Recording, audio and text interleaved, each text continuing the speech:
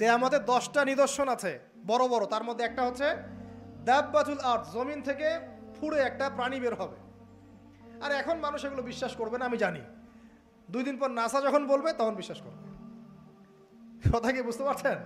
তবে প্রাণী এই পৃথিবীর নিচে আছে। রাসূল সাল্লাল্লাহু আলাইহি ওয়াসাল্লাম বলছেন 10টা আলামত না আসা পর্যন্ত কিয়ামত হবেই না।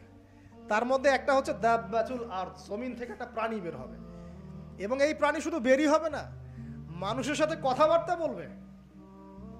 এবার মানুষের সাথে কথা বলবে প্রাণী। বিশ্বাস করছেন? এখন বিশ্বাস করছেন না জানি, কিন্তু প্রাণী মানুষের সাথে কথা বলবে। আল্লাহ পাক বলাতে পারেন না? পারেন। আচ্ছা, সামনে যান। ওই প্রাণী যখন দাঁড়িয়ে আছে রাস্তায়, এখন এই বালক বলছে আজকে আমি প্রমাণ করে নিব যে আল্লাহর আনুগত্যশীল ওই পাদ্রী সঠিক নাকি ওই জাদুকর সঠিক।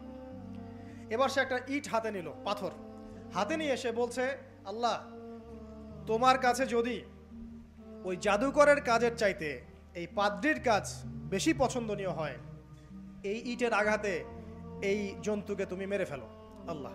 এ বলেছে বিসমিল্লাহ বলে পাথর নিক্ষেপ করলো, নিক্ষেপ করার সাথে সাথেই জন্তু ডেড। তখন তার আইন আল ইয়াকিন, হাক্কুল ইয়াকিন হয়ে গেল যে হ্যাঁ, আল্লাহর কাছে এই পাদ্রীর আমলই সবচেয়ে বেশি পছন্দনীয়। তার আর মনে কোনো সংশয় থাকলো না।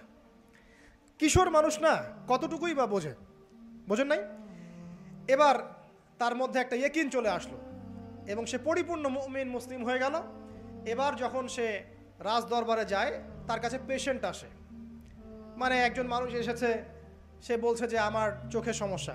সে চোখে হাত দেয়, হাত দিয়ে বলে যে আপনি আল্লাহর প্রতি ঈমান নিয়ে আসেন, আমি আল্লাহর কাছে দোয়া করব, চোখ ভালো হয়ে যাবে। এভাবে পেশেন্ট আসে, সে বলে আল্লাহর প্রতি ঈমান নিয়ে আসেন, আমি দোয়া করব, ভালো হয়ে যাবে। এভাবে আস্তে আস্তে তার নাম এবং খ্যাতি ছড়িয়ে পড়তে লাগলো। যেই তার কাছে আসে সে বলে আগে মুসলিম হন, ইমানদার হন, আল্লাহর প্রতি বিশ্বাস করেন, আমি দোয়া করব, ভালো হয়ে যাবে। চোখ অন্ধ ভালো হয়ে যাচ্ছে, কুষ্ঠরোগী ভালো হয়ে যাচ্ছে, হ্যাঁ প্যারালাইজড রোগী ভালো হয়ে যাচ্ছে, আলহামদুলিল্লাহ। নবী ঈসা আলাইহিস সালাম এমনটা করেছিলেন না? আল্লাহ পাক চাইলে করতে পারেন। একদিন ওই রাজ দরবারের একজন মন্ত্রী আসছে, এবার ওই রাজার একজন এমপি সাহেব, তার চোখে সমস্যা, সে আসছে, এসে বলছে যে আমার এই চোখের সমস্যা, আমার চোখটাকে ভালো করার দরকার, তোমার কাছে কোনো ওষুধ আছে নাকি? সে বলছে যে আপনি আল্লাহর প্রতি ঈমান নিয়ে আসেন, আমি আল্লাহর কাছে দোয়া করব, আপনি ভালো হয়ে যাবেন। এবার সে আলহামদুলিল্লাহ ঈমান নিয়ে আনলো এবং সে ভালো হয়ে গেল। এই ভালো হয়ে যাওয়ার পরের দিন যখন সে আবার ওই পার্লামেন্টে গিয়েছে আর কি, ওদের তৎকালীন রাজদরবারে, এবার রাজা ওকে দেখে বলছে যে তোমার তো চোখ অন্ধ ছিল, কিভাবে শেফা লাভ করলে? তো সে বলে না কিভাবে শেফা লাভ করলো, সে বলতে চাচ্ছে না, কারণ সে আজ করছে যে বললে সমস্যা হবে। তো এক পর্যায়ে তাকে খুবই পিটুনি দেওয়া হচ্ছে, রিমান্ডে নিয়ে গিয়ে কঠিন মাইট দেওয়া হচ্ছে। এক পর্যায়ে সে মারের যন্ত্রণা সহ্য করতে না পারে বলে ফেললো যে ওই বাচ্চা, তার কাছে গিয়ে আমি আরোগ্য লাভ করেছি এবং সে আমাকে বলেছে যে তার রবের প্রতি ঈমান নিয়ে আসতে, তাহলে আমি শেফা লাভ করব। এই বাচ্চা এখন বলছে ফেরাউনের মতো যে আয়না রব্বুকুমুল আ'লা, আমি তো তোমাদের রব।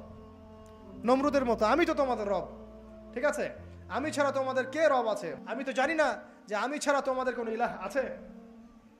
এবার এই লোকটাকে হত্যা করা হলো, এই এমপি সাহেবকে হত্যা করা হলো, বিকজ সে ঈমান নিয়ে আসে। এবার সেই বালক